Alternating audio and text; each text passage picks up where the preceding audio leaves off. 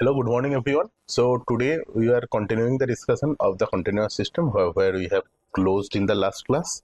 So in the last class we have seen that suppose if we are taking a bar and then how we can able to write the equation of motion, and we can formulate the partial differential equation for the domain, how we can able to find out the boundary conditions for that, and how after that we can able to solve that problem and making it into the means reducing it into the matrices and then solve it for and obtain the free vibration problem, means the natural frequencies and the free vibration problem, and also how we can perform the time history analysis, suppose if we are having some sort of excitations. So that we have seen in the last class. The equation of motion, that if force, then how it is solving, then if free, how it is solving. We have seen that once we are having the excitation frequency, and then we are actually solving the all the coefficients like a1, a2, a3, a4, whatever the coefficients are coming here like a1, a2. Yeah, we are solving that two coefficients, because in that case we know how much force we are exciting and we are like getting a definite solution from that. Or else once we are doing the free vibration, then we have basically three unknowns, a1, a2 and omega, because we have to calculate omega as well. So, and in that case we also know that once we are solving the free vibration, we will get the motifs. So the value of a1 and a2 will not be definite, it will be always in the ratio format, like we are getting it in as like a shape, that okay, how the shape is coming, what is the ratio between a1 and a2. Okay, so that we are getting only, and that way that thing is actually happening. Okay, and we can see that omega also we can able to calculate, and we will get what are these coming here. Perfect. Okay, so now maybe today we can try to see if we are having little bit more complicated, like for example if you are having a beam, how we can able to solve it. Okay, so let's assume like we have a beam.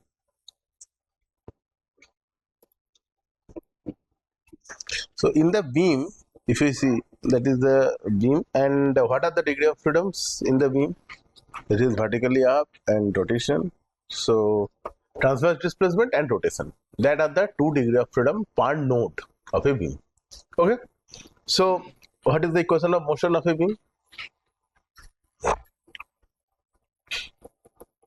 EI into del 4 W del x4 plus rho E into del 2 W del T2 equal to 0.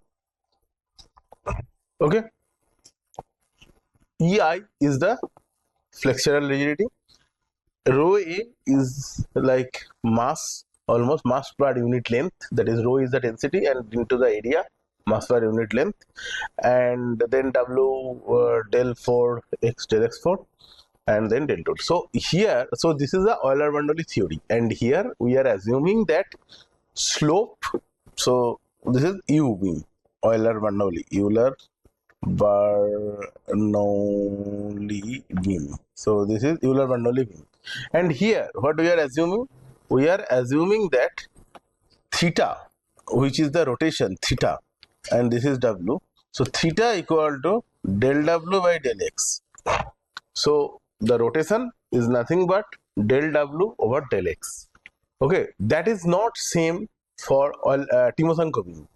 If you do the Timoshenko beam, you will see there is a shear deformation term also present in that thing. Okay, so then theta is not equal to del W del X. Okay, that get changed. Okay, and then bending moment is equal to EI into del theta del X. Okay, and what is the shear force? Del M del X. Okay, so this is the basic things what is coming here. And if you see, this equation of motion is having the displacements in this direction. So whatever it is written, 1 to 1, W2, theta 2, and here it will become forces are V1 m1 and v2 m2. So these are the positive direction of the bending moment and the shear forces. Okay, so once you are considering this formulation, that theta equal to del w del x and m equal to ei into del theta del x and v equal to del m del x, then that leads the positive bending moment is like a sagging bending moment is positive, and shear force left up and right down is the positive. Okay, if you change here something, you can, if you refer the book of Medovich, you will found that they use some negative signs, and therefore this diagram is also get changed. So there is nothing like which one is correct, all the both the things are correct, just you have to follow it consistently. Okay, you cannot mix that up. Okay, so this is coming like that. Yeah, so now the question comes that okay, whatever the things are there, how we can able to solve it? What is the procedure of solving the full thing? Okay, first of all, what we are looking for? Like let's say we are looking for something that okay, we have a fixed portion and this is a cantilever beam. Let's say, so we try to calculate what is the natural frequency of a cantilever beam. That could be one of the way. Second case, maybe we are trying to looking for, like we are giving a excitation and we try to see that how the cantilever beam is going to vibrate. Okay, that also you can able to do. Make sense? Any doubt? Very good. So if this is the case, then how can we able to proceed? So we can write it like the, so in the similar manner we can, so once we have this equation, maybe equation 1, so we have this term wx comma t. So how we can write it?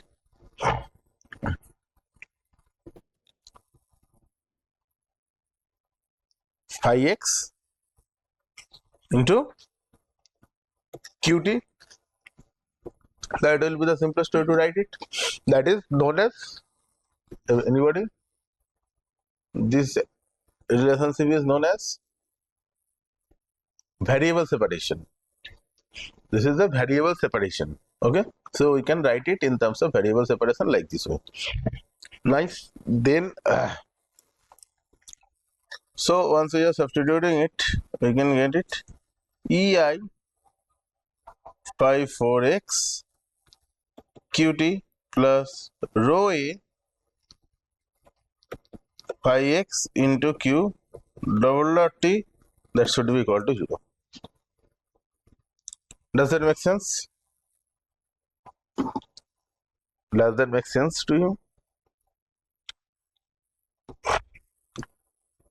Okay, good. Now if this is the scenario, now so just see that this equation is, what is the order of that equation? So if you see, this equation has a fourth order of phi and second order of q. Make sense? So how can we assume? So suppose let's say we are assuming it first for free vibration. Okay, so if we are assuming for free vibration, then how should we write the q?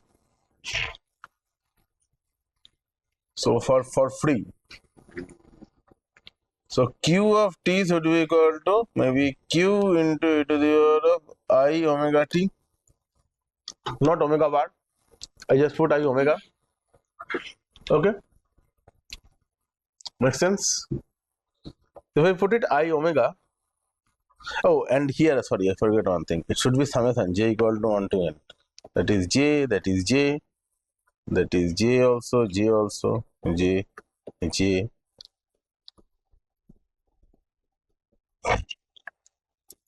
I omega jt. Okay, so if we have that, now q double dot, qj double dot t should be equal to minus omega j square qj e to the power of I omega jt. That will be the solution. I mean that is this. So if I just substituting it here, ei phi j fourth order derivative into q e to the power of I omega jt minus omega j square rho a phi jx q e to the power of I omega jt equal to 0. Okay. So we have a summation sign. So summation of j equal to 1 to n can be placed at the beginning. And we have discussed that if any terms is like this way, that once we are doing the summation and it is coming in a homogeneous form, that is equal to 0, then each and every term of it is 0. Okay, so we can write it ei phi j fourth order derivative of x minus omega j square rho a into phi jx, that is equal to 0.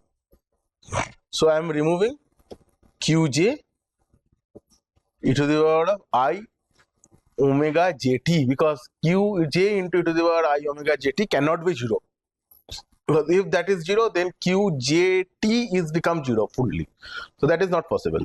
So we can say that is not equal to 0, and that means this is equal to 0.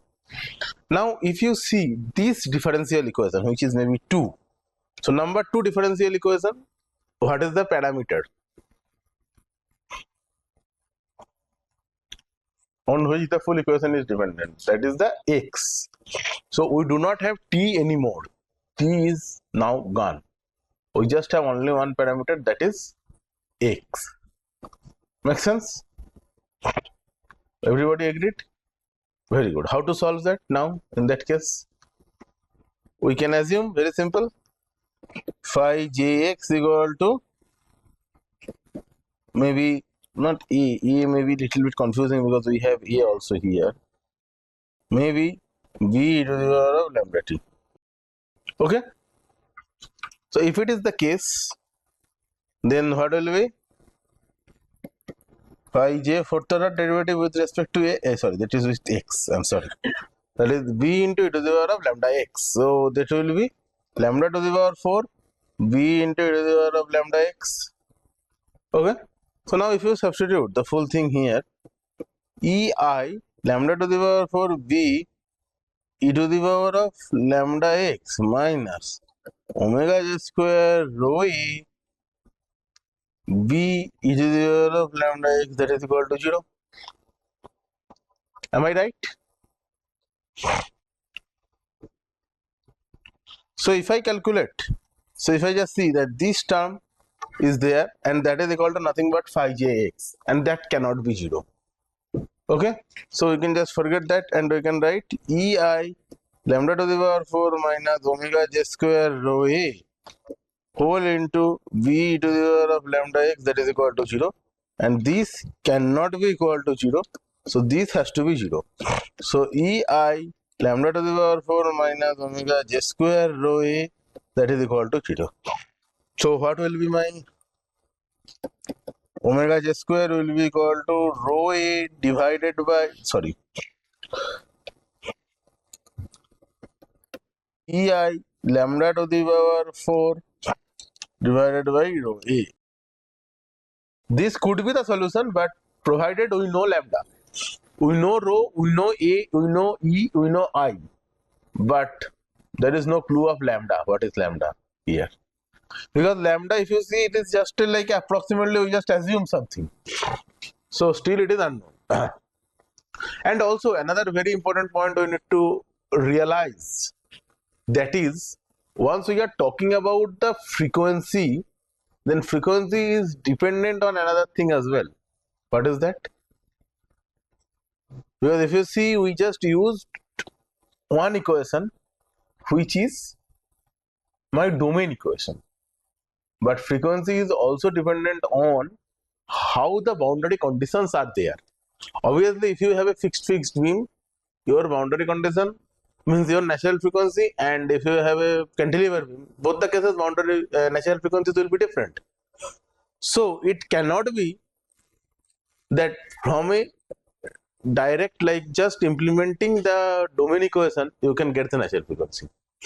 It will not possible. So we will reach some stage, but after that we have to find what is the value of lambda. Did you getting that? Means this is the mathematical thing, but did you getting the basic physics also behind it, like what is underlying physics, so how it is exactly happening there? Okay. So we can able to understand that we need the boundary conditions to be put there. Okay. So what are the states of that? There may be a new term, state. So what are the states?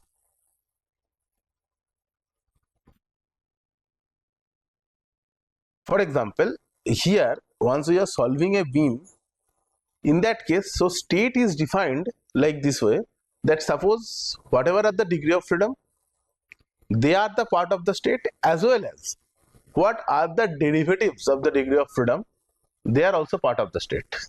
Okay, let me explain it much detail. So suppose for example you have this type of, like whatever, like suppose a beam. So beam has a degree of freedom that is transverse directional, then rotation.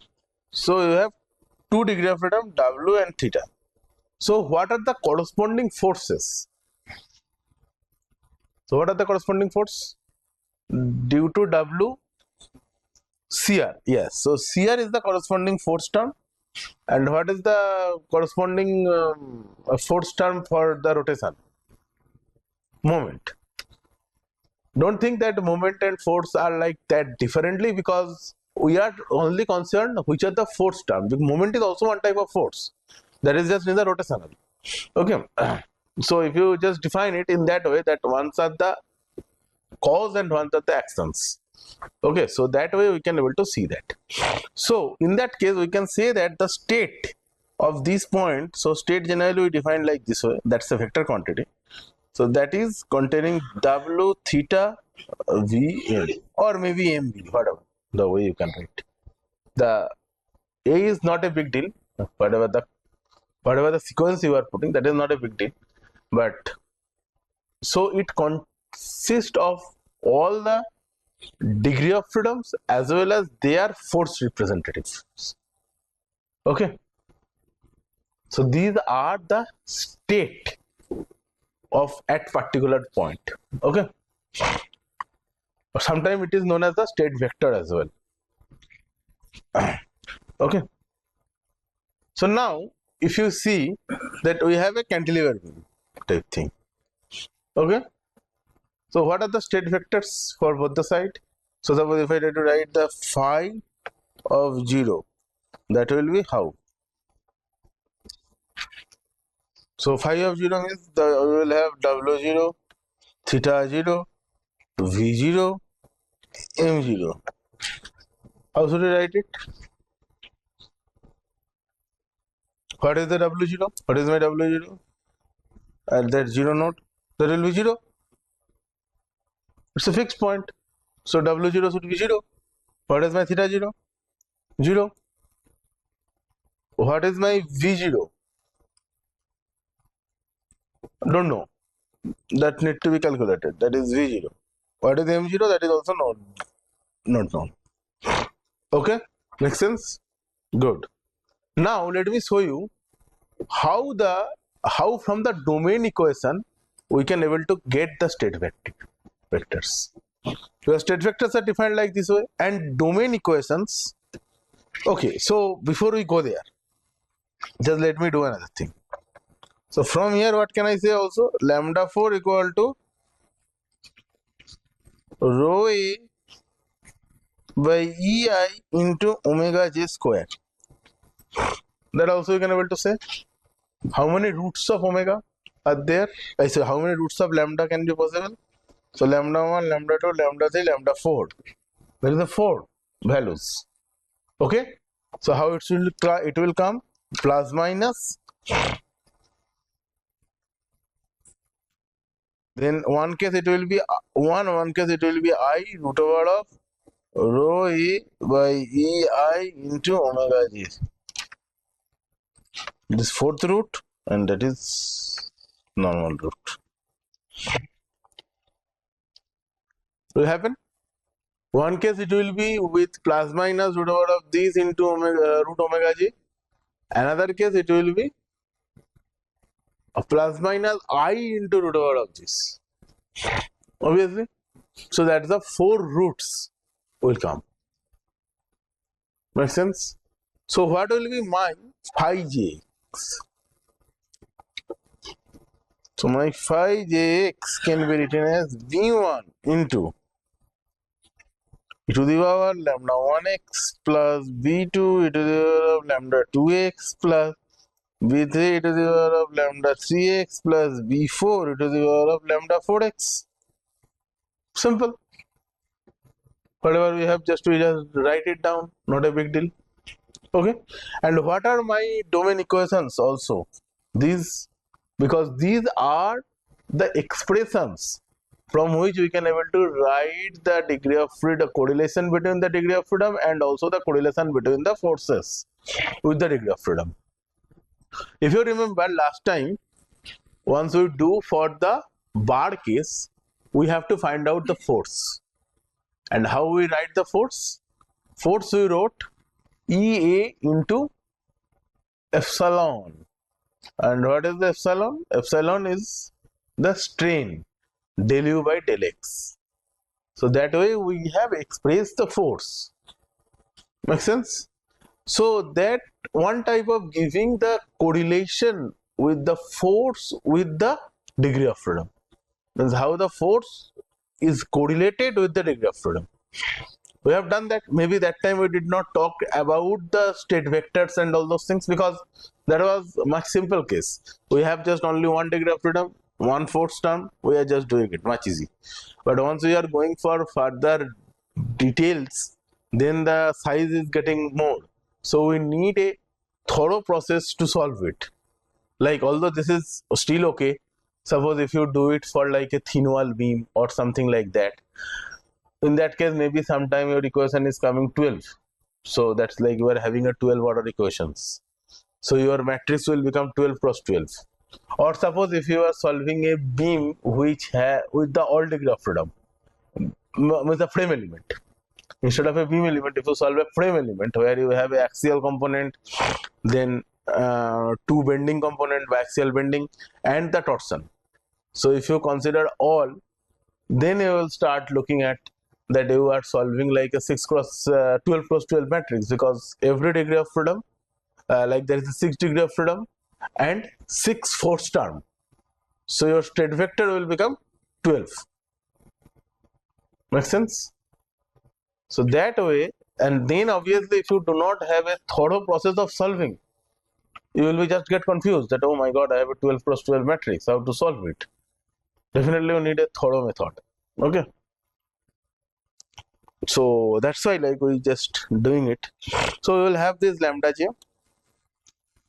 Now what we have to do, we have to find out the phi of x at each point. So phi of x means that will be wx, theta x, vx, mx. And how they are defined? Wx is nothing but, this is wx. What is theta x? That is del w del x. What is v? That is ei into del 3w del x3, and m is ei into del 2w del x2. All of you agreed with me? Have a cross check. What do you wrote? Theta equal to del w del x, m equal to ei into del w del x. So that means ei into del 2w del x2. Agreed? And similar manner, v equal to del x of ei into del 2w del x2, that means ei into del 3w del x3. Get that thing.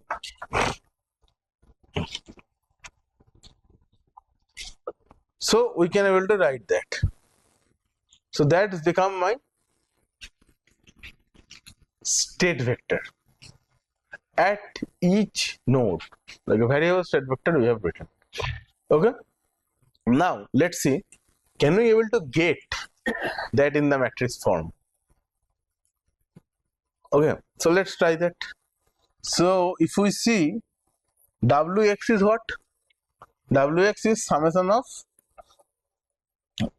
if you see here, I can able to write it, Vk e to the power of lambda kx summation k equal to 1 to 4.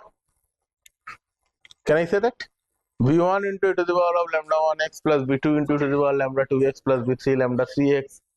That thing I can write in a summation from that summation of k equal to 1 to 4 Vk e to the power of lambda kx. Can I say that? Very good. If I can say that, then I can write it here, e to the power of lambda kx. The next one will be Vk. Then tell me how it will be. Del W del x you are doing. Vk lambda k e to the power of lambda kx. Ei into Vk lambda k cube.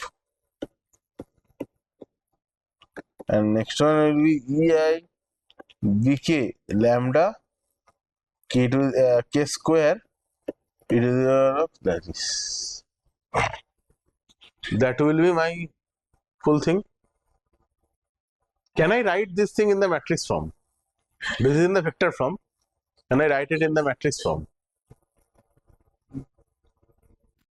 How?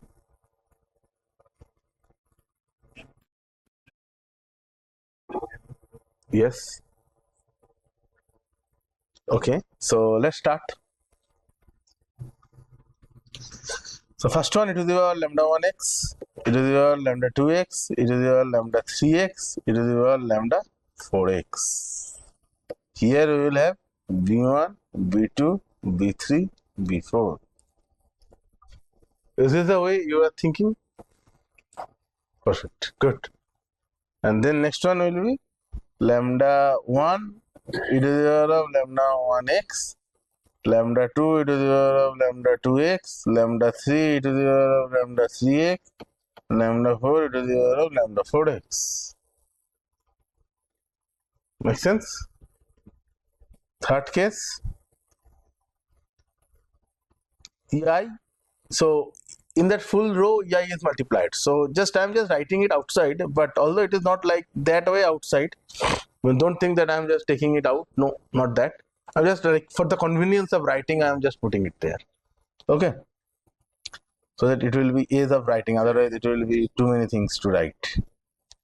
Cube e to the power of lambda 1x, lambda 2 cube e to the power of lambda 2x, lambda 3 cube e to the power of lambda 3x, lambda 4 cube e to the power of lambda 4x. Then lambda 1, here also ei will be multiplied, lambda 1, lambda 1x, lambda 2 square e to the power of lambda 2x, lambda 3 square e to the power of lambda 3x, and lambda 4 square e to the power of lambda 4x. So like this way these terms are coming. Okay? Make sense? Okay? Very good. Now, again, the question comes, what is my objective? We are doing so many things, but what is my objective of doing that? We are writing so many equations, making matrix, this, that. Very good, but why are you doing that? Huh? Lambda and b. Yes, we are looking for the solution of lambda and b, or maybe more specifically omega j and a combination of these. Okay, because lambda is also associated with omega. If you see in that last slide, and here we have a 4 lambda, but 4 lambdas are not actually different. They are correlated with a single omega g. They're just something is multiplied, something is not multiplied, like this one. Okay, good. So yeah, so previously we have done this thing that theta j, so theta 0 equal to this, and what about the theta L? That is WL, theta L, VL, ML. That will be nothing but, now you are having here WL, theta L, and what is the VL? VL will be 0, ML will be 0. Now, important thing, we can see, we came with these two things from the boundary conditions, and we know how the state vector can be represented from the domain equation. Make sense? Now, we can say that theta of 0 is equal to nothing but, if I just say that this is like something like my Cx matrix, the something Cx matrix, and this is my B vector, this is Cx matrix. So just maybe I'm just writing it once more. So I'm just writing theta x equal to C of x into B. Okay, can I write it? Make sense? So now I am just substituting that phi of 0 will be equal to nothing but C of 0 B, and phi of L equal to C of L times B. Can I say that? I just substituted x equal to 0 and x equal to L, nothing else. That's the only thing what I have done. Agreed, all of you? Very good. Now, what is my not desired term? And what is my desired term? What I know, what I don't know.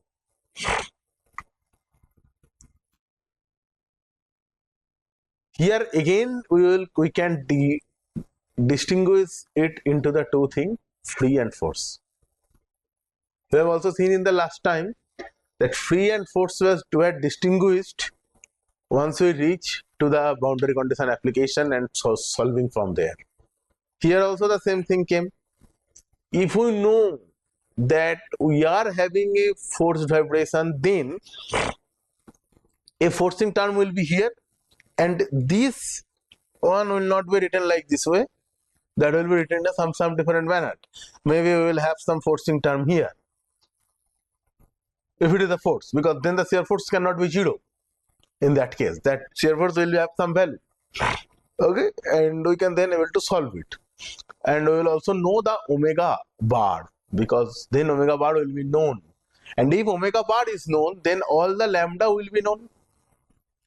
Simply think, if your omega is known, then all the lambda will be known, because lambda is nothing but some function of omega. So if omega is known, then lambda, all the lambdas are known. So if all the lambdas are known, then your Cx full matrix is known to you for the forced vibration case. Then if the Cx is known, then C0 is known, Cl is also known to you. No doubt about it. Any doubt in that? I think that's a clear cut. They will be known to you. So what unknown will be remained? That is the B only. Okay. And now if you are thinking in the forced vibration case, what is happening? You don't know what is the omega g. Perfect. So all the lambdas are also unknown, but they are dependent only a single parameter, that is lambda g. That is omega g, not the lambda. Omega g is the prime unknown thing, because if you know omega j, you can get what is lambda 1, lambda 2, lambda 3, lambda 4, and you also know the mapping from omega j to lambda. Okay, that is known. Clear? Perfect. So I say that I try to express it like this way, that B, and here B is also completely unknown. Okay, So my first target is to remove the b, because theta 0 is known, theta l is known fully to me. And now if I just try to solve in this case, my first target is to calculate the c, or maybe calculate the omega, because for the free vibration case we first try to calculate what is the natural frequency of the full system. Am I right? So if we looking for calculate the omega for the full system, we have tried to, and omega is there in forms of lambda in the C matrix only. So we try to look for solving the C matrix out. Okay, so what can we do? We can just calculate B, so that will be C inverse 0 into theta 0. Can we do C inverse 0, by the way? Can we do C inverse 0? What do you think? Because we know that some cases inverse of matrix is not possible. So is it the case here? Is somehow the C0 matrix is singular? Because mostly that is not possible once the matrix becomes singular. So here is there any chance that the C0 matrix is singular? Or it can be just, we can able to do it.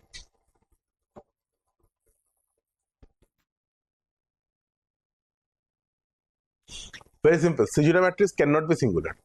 Why? Because once you have some definite value of B, you can get theta 0. That theta 0 state vector you can get. Like from some weights of the functions, you should able to express the left hand side of the state vectors. Okay, that you should able to do that. Otherwise, that full work is completely wrong. So that we can able to do it. So it will not be 0. Okay, so C0 is not 0 term. I mean, not a singular term. So definitely C inverse of 0 is not a singular term. I mean, it is possible. C inverse of 0 is possible. Okay, and then if we are having, so now if we just substitute this one here, we will get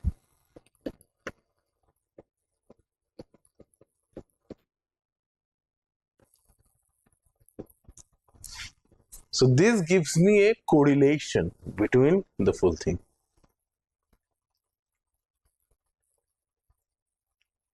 And you can see that like C of X matrix is like that. So now how the C of 0 looks like? C of 0 looks like 1, 1, 1, 1. Because in all the cases at the top you will get e to the power of 0. Okay, so it will become 1, 1, 1, 1, 1. Then you will have lambda 1, lambda 2, lambda 3, lambda 4. Then it is EI is multiplied obviously. EI into lambda 1 cube, lambda 2 cube, lambda 3 cube, lambda 4 cube. Then lambda 1 square, lambda 2 square, lambda 3 square, lambda 4 square. And you can see that this matrix is not a singular matrix. It is not a singular matrix. Singular matrix means if you just subtract some row, some columns, it will become 0. That's not possible. That's not possible because lambda 1, lambda 2, lambda 3, lambda 4 are not same. They are different. They are different. So they are not same. That's why this matrix is not a singular matrix. Not possible. Not possible. Okay. So we will get C0 and CL also we can get it like this way, just substituting L instead of X. We can get CL matrix. So we will have this thing. But does that solve our purpose?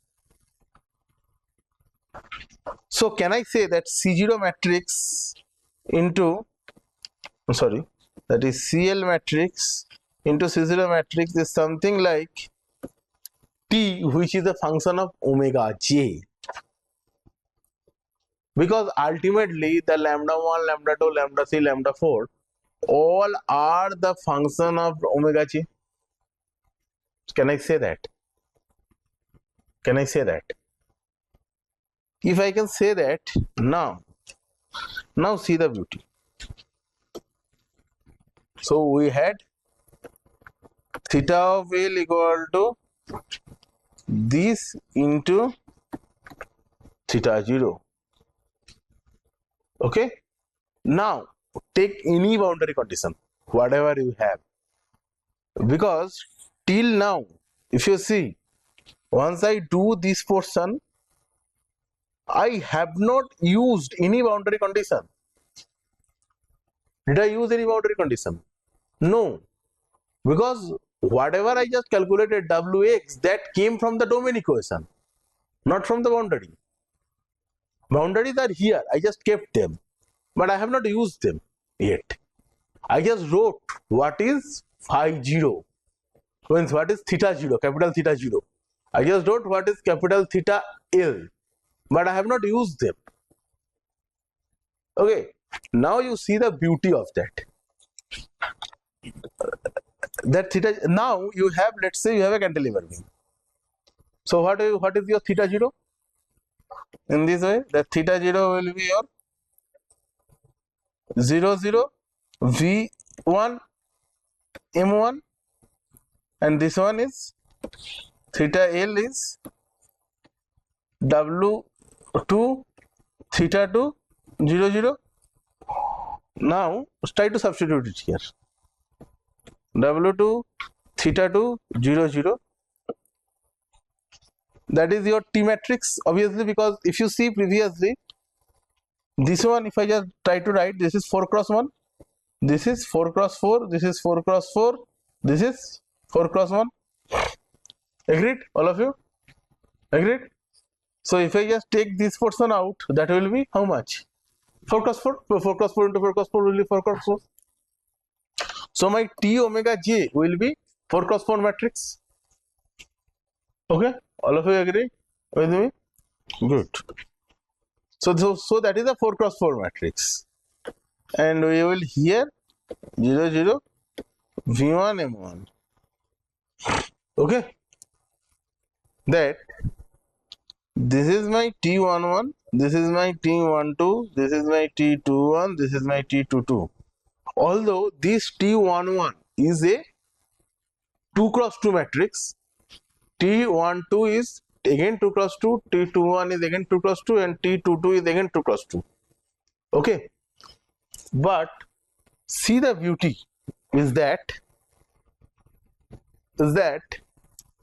you know that this portion is equal to this into this plus this into this.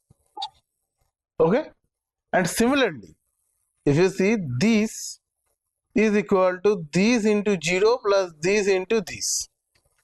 So can I say from the last equation that 0 0 is equal to T21 into that 0 plus T22 into V1 M1? Can I write it? Can I write that? Yes. So if I can able to write it, now you can see that from this equation, which one should be non-trivial?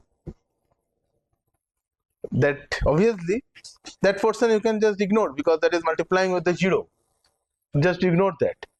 So what are you left with? So we are just left with 0 equal to T22 into V1 M1. Something 0 means that is vector 0. So which one need to be 0? T22 should be singular. So determinant of T22 should be equal to 0. Now you see, T22 is dependent on what?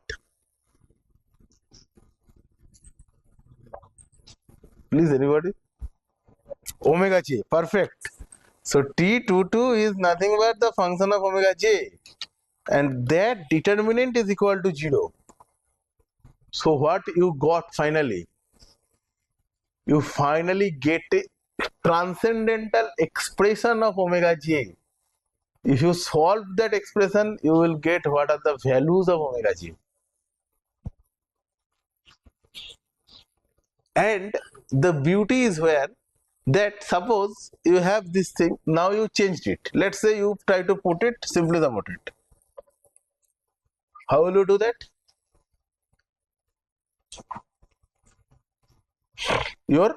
That matrix is getting changed, nothing else. That one will become how much? 0, theta 1, v1, 0. This one will be 0, theta 2, v2, 0. Again, you just put that in the similar matrix form, put all the zeros together, so you have to do some row and column adjustment, and you will get that solution again.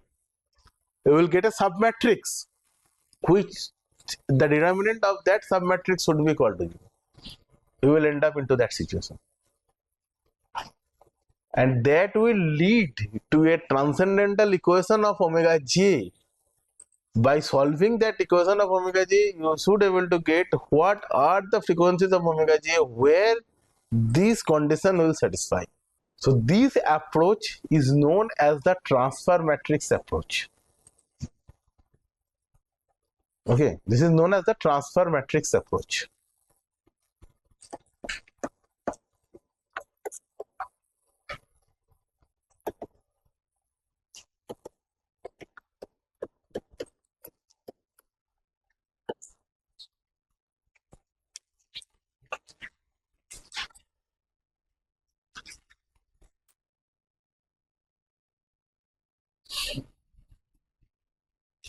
Anybody has any comment on that? Okay, 0 0 v1 m1, and that will be also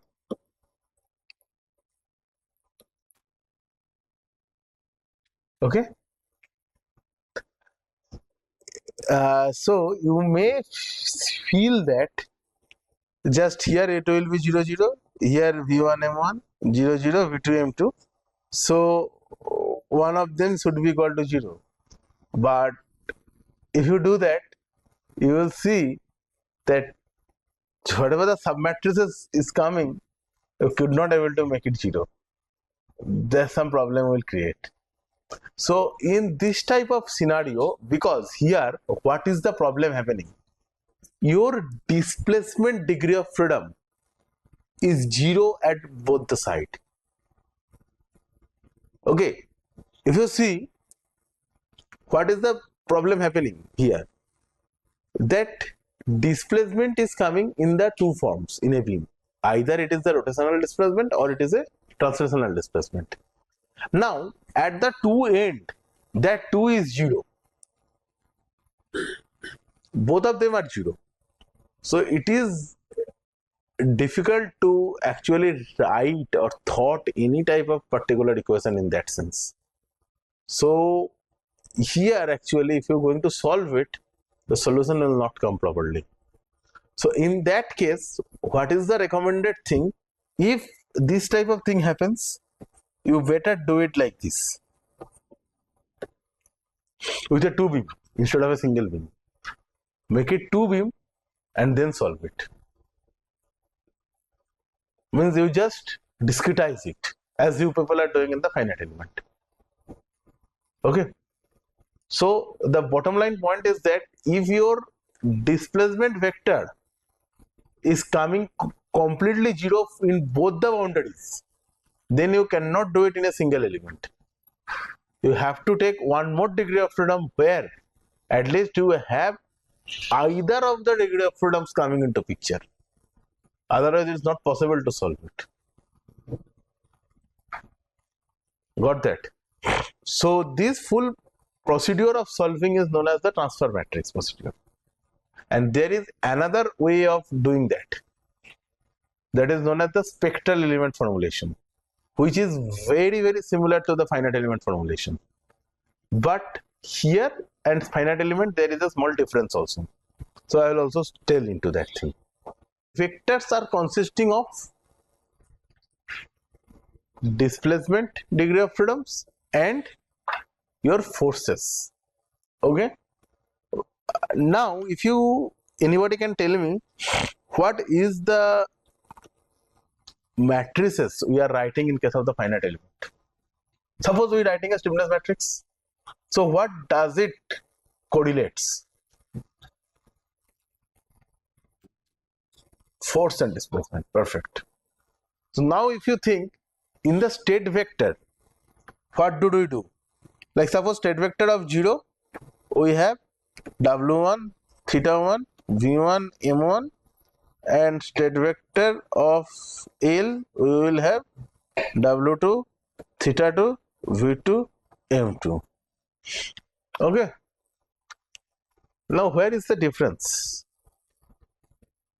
And we try to write it this way, that this is equal to T of W times this. Or maybe if I just write it, W2 theta 2 V2 M2 is equal to that matrix with W1 theta 1 V1 M1. Suppose if you try to write it in terms of the finite element, how would you write it? Or like as a stiffness matrix, you want to write it, how would you write it? Just try to visualize the element W1 theta 1 and W2 theta 2. Very importantly, don't forget the notation.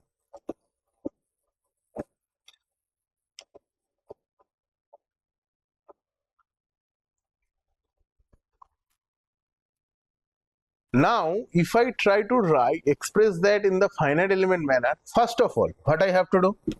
I need to make the force same as like the displacement. They cannot be different. So, here, what change I have to do?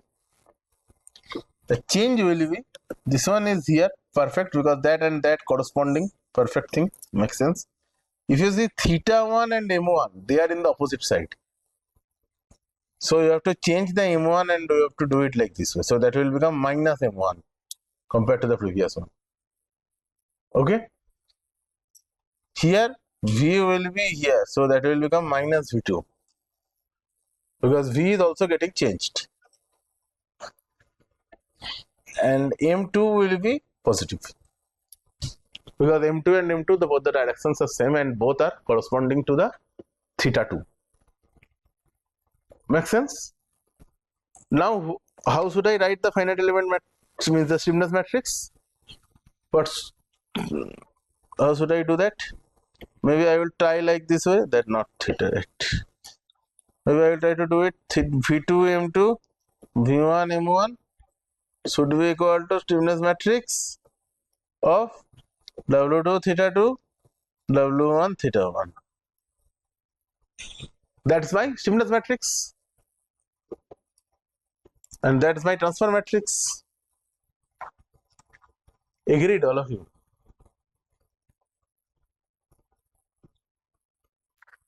Or rather, I should write it here. This is minus sign and this is minus sign. With the both minus sign, I should write it. But now my degree of freedom and all those things are properly placed. Agreed? All of you? Agreed? Very good. Now tell me, how should you do that? How can we make the spectral element matrix? So now this stiffness matrix is known as spectral element stiffness matrix or dynamic stiffness matrix, because in a stiffness matrix, you maybe have seen in the last also, like stiffness matrix is just a static term that are telling like okay, how much force you are applying and how much displacement you will get. But if there is some dynamic force, then the effect of inertia will also come into picture. Now, how will you consider that effect of inertia into which is already in the equation of motion? So that thing is very difficult to take, and for that actually it is coming the picture. The dynamic stiffness matrix is coming into picture. So where we are considering the dynamic effect, that is not the static, and that is frequency dependent. And here also we see that T omega is basically frequency dependent.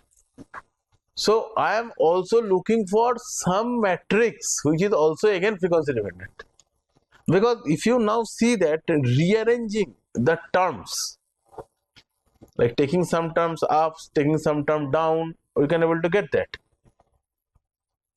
Agreed or not?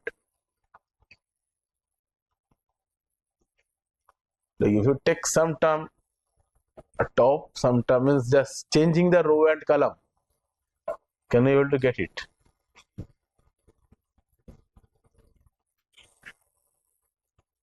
Yes, we can able to get that. We can able to get that way. Okay, so that is one of the way how we should do the matrices, and we can able to get the solutions. Okay, so that will lead gives the spectral element matrix. Or else there is another way to do that also, where you are not formulating the transfer matrix at all, because formulating the transfer matrix and then converting into spectral element is not always required. Because why you first formulate the full thing and then again you are going from there to calculate the transfer matrix, spectral element matrix, it is not required at all. Like suppose if you have the transfer matrix somehow, then from there you want to have the spectral element matrix, yes, you can do that row shifting and all those things, but otherwise it's not required. So how we should do that in the otherwise? Otherwise you can see that, I hope all of you know what is the shape functions. Now we should basically go as like a finite element way. Okay, but we will not formulate any weak form. We will directly do it on the strong form. Okay, that will be the difference with the finite element. I hope all of you know exactly what are the steps of doing the finite element, because finite element is a specific steps. If you only follow that specific way, you will reach to the finite element. Otherwise, you will not reach to finite element. You will reach to somewhere else. That may gives you the solution, but that is not the finite element method. Okay. Yes. So, yeah. So here you see that once we are writing this displacement equation, can I call that these are my shape functions?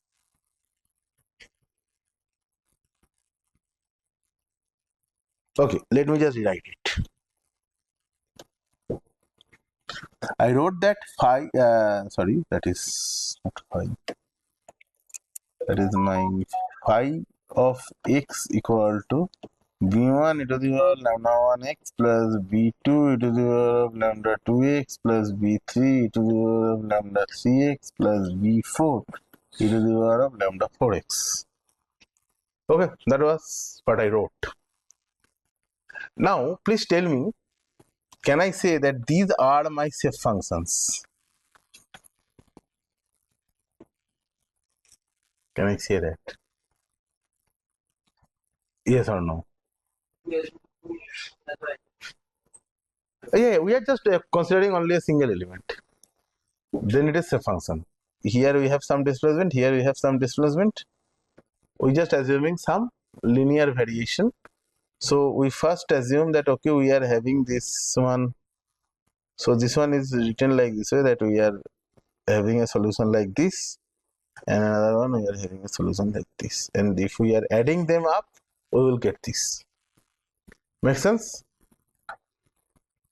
And this one will be multiplied with u1, this one will be multiplied with u2. We will get that.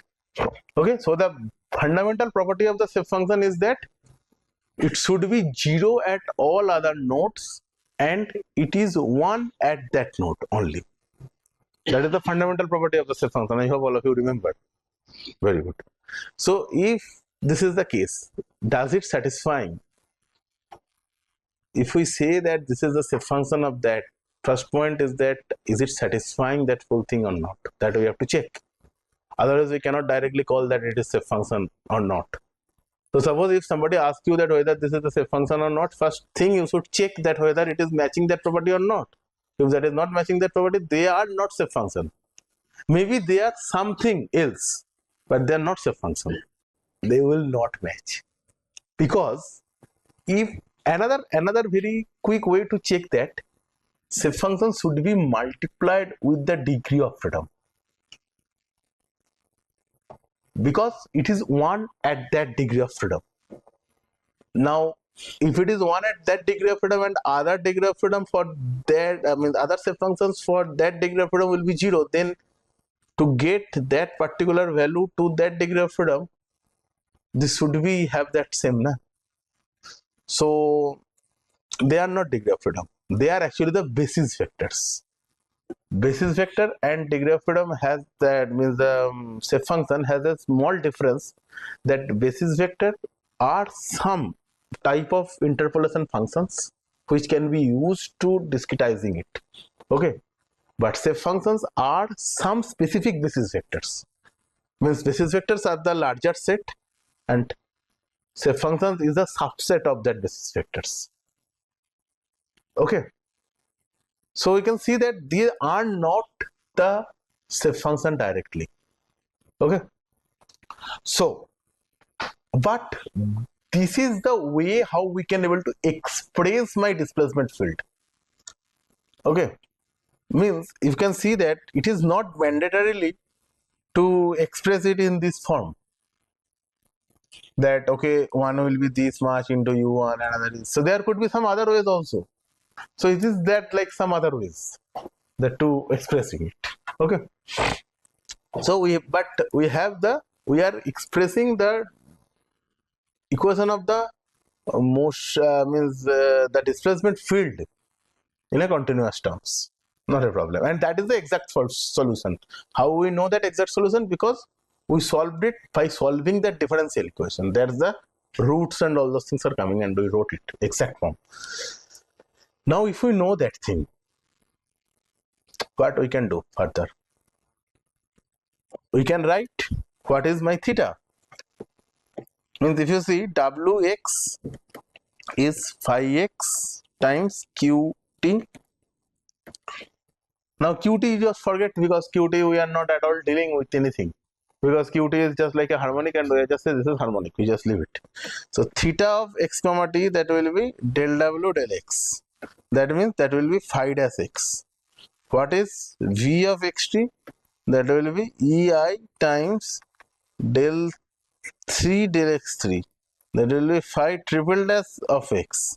And what is mxt? That will be ei times del 2x del 2, so that will be phi double dash of x with ei, with ei.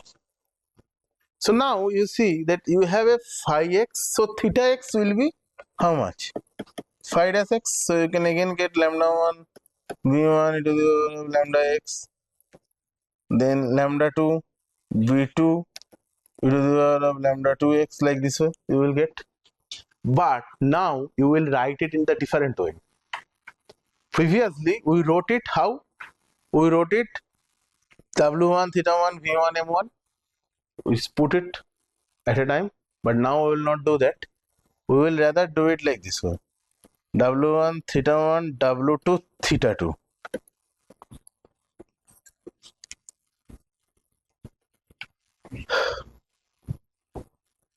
Okay, so here how we can get e lambda 1 0 in e lambda 2 0, e lambda 3 0, e lambda 4 0 with b1 b2 b3 b4.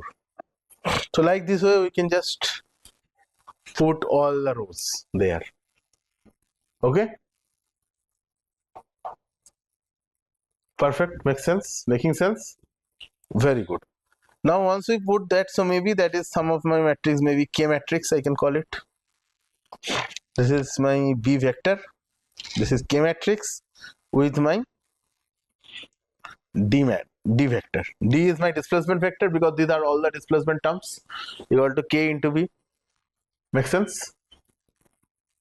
Make sense? Now you can see how we can recreate the shape functions. That is, so B can be written as K inverse of D matrix. Sorry, K inverse of D vector. Okay, Now if you see that phi x can also be written as this way, e to the power of lambda 1x, e to the power of lambda 2x, e to the power of lambda 3x, e to the power of lambda 4x into your b, then, and this is something like a n1, n2, n3, n4. If you are doing the finite element courses, you may have seen that is n is also used there. So that is like n, so you can have that n into k inverse into d. So now this is your shape function, and this matrix is how much? 1 cross 4, and this is 1 cross 4, this is 4 cross 4, so you will again get 1 cross 4, and that 1 cross 4 is gives all the elements are the shape functions. Got that?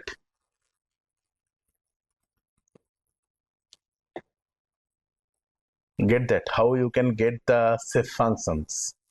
But this shape function and the finite element normal with a Hermitian polynomial or something, the shape function will be different. How?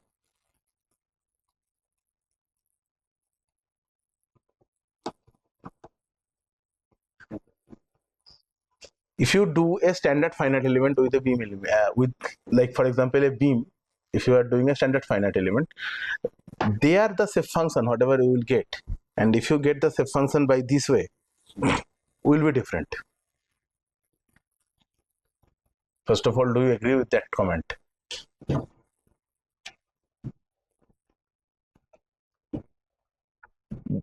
If you see in the finite element, we are assuming the shape functions, but here we are not assuming the shape function, we are deriving the shape functions.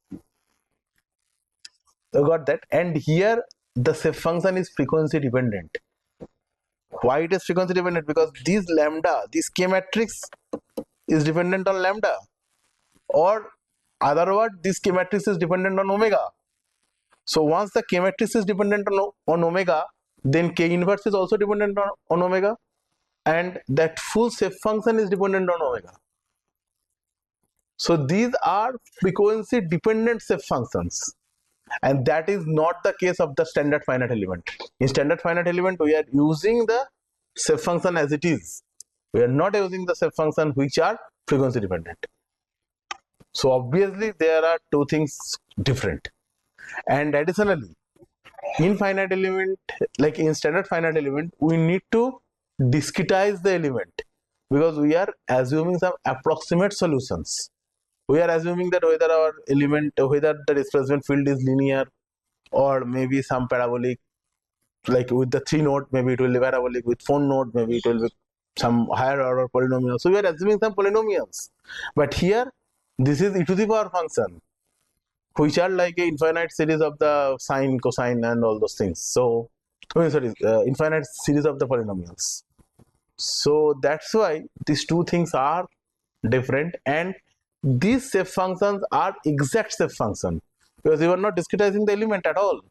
You are just solving it, whatever the things is coming in your differential equation directly as it is, you are solving it. But this method is also restricted. Finite element method is a very generalized method. You can apply it in any places. Any of the structure, you can discretize it and you can solve it. But this method, implementing it is very difficult because you must have a exact domain equation. You may have seen in finite element, you don't need that domain equation to be start with. Like if somebody gives you a beam equation, somebody gives a beam and told that okay, solve it. Do you really go and cross check what is the differential equation for that? If you are doing, yeah, please tell that whether you are doing it or not. Question is that, like for example, once you are making the finite element, do you really see that what is the domain equation? No, you are not doing that exactly. And then there is also that no dynamic part is also present there. Maybe you are making the mass matrix from shape function, which gives the consistent mass matrix. And some cases, once you lumped it, then it become a diagonal and you are getting a lumped mass matrix. So those things you are getting in the finite element. But in this, you are actually not getting that. you are getting a directly that dynamic stiffness matrix.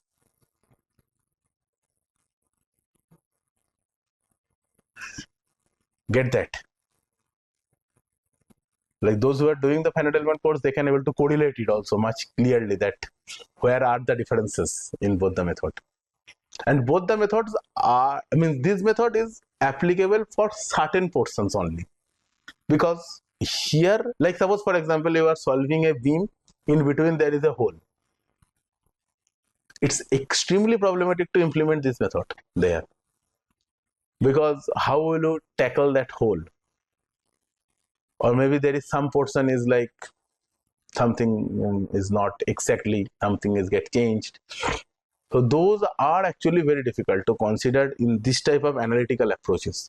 And that is the reason why finite element came into picture. Because that is more general way to do it. You can have any structure, you can solve it. Done, no problem. But these are some of the cases where you can able to get the exact form. That exact form you can get it here. This will give the exact solution. With this solution you can say, okay, this is the solution. But finite element you have to do the mesh convergence, that these so many things you have to do, so that you can tell, okay, now my solution gets stable. Here no question of getting stable or unstable. You are getting an exact solution. Done. So both the thing has its merit and dismerit. So that way we can able to see that. Because if you just say that, okay, then forget the finite element after studying the spectral element, that is also not a correct approach, because spectral element you cannot able to apply in every places. That is the underlying problem of the spectral element. So this type of analytical expression you cannot able to solve. Like for example, here it is much easier that EI into this. Now suppose instead of a regular cross section, if your cross section is getting varied, how can you solve it?